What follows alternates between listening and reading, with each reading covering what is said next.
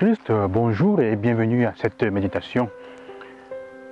Nous continuons à lire les textes de l'évangile de Matthieu au chapitre 23. Et Jésus, on peut se demander pourquoi Jésus est autant acharné à à mettre en garde contre l'hypocrisie. Aujourd'hui, il utilise le thème des tombeaux blanchis. Faites attention à ne pas être comme des tombeaux blanchis qui à l'extérieur sont bien recouverts de chaux, mais à l'intérieur ils sont remplis d'ossements et de pourriture. C'est parce qu'en fait, probablement, quelqu'un dirait, c'est mieux le péché et l'indifférence que l'hypocrisie. Parce que l'hypocrisie, c'est la tentation, c'est la manie de penser d'être meilleur que les autres. Et il est difficile, en fait, c'est une manifestation extrême d'orgueil, et il est difficile d'en sortir.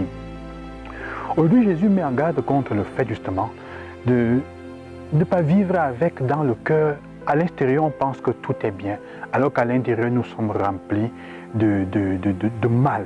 On est remplis de l'amertume qui gêne notre vie, des envies, des jalousies, de tout un tas de ressentiments. Et on pense qu'à l'extérieur, de l'extérieur, on pense qu'on vit mieux. Jésus semble utiliser l'expérience de la mort, ou plutôt Jésus semble nous parler de l'expérience de la mort dans cet évangile, alors qu'en fait il utilise le vocabulaire de la mort que pour nous parler de la mort que nous portons en nous-mêmes, dans notre être plus profond. Parce que c'est une forme de mort. Il dit de cette façon tu es mort à l'intérieur, même si tu ne sais pas encore, tu es déjà mort à l'intérieur. Et ceux qui sont morts à l'intérieur, en fait, rendent la vie difficile aux vivants. Il est difficile d'être avec eux. Là où ils entrent, ils rendent la vie difficile. Et c'est une manifestation de cette hypocrisie qui est grande parce que ce sont des personnes qui portent la mort là où elle se trouve. On tue. Imagine si tu n'es pas bien à l'intérieur, si dans ton intérieur tu n'es pas en paix avec toi-même, tu ne t'aimes pas, tu ne peux pas manifester cela dehors. Si on est avec toi, on doit sentir des énergies négatives, on doit entrer dans le négatif. Tu parleras mal des autres, tu ne sauras pas jouir du bien des autres, tu ne peux pas. Et en fait, c'est ça contre laquelle le Seigneur nous met en garde. Et il nous dit aussi, ça va te porter parfois à faire comme ils font les Parisiens, à penser qu'on est meilleur que ceux qui nous ont précédés. Comme vos pères ont construit les tombeaux et vous êtes en train de les embellir, vous dites que vous n'auriez pas fait comme eux. Il dit en fait, le fait d'embellir le tombeau, ça veut dire je suis d'accord avec lui. Tu n'aurais pas tué, tu dis, mais en fait, tu ne te dissocies pas de leur action.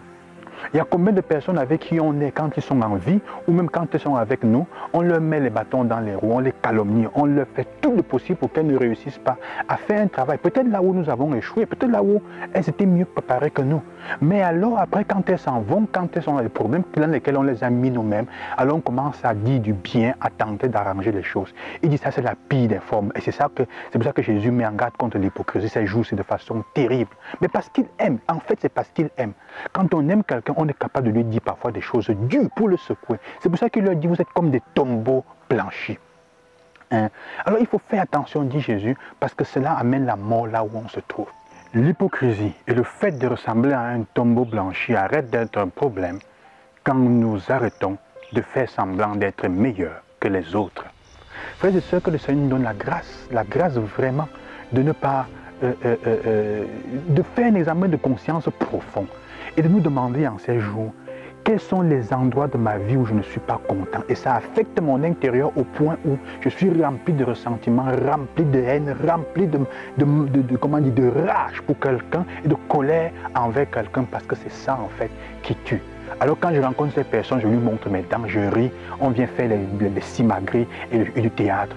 Mais quand on est dans son point, on est en train de mourir.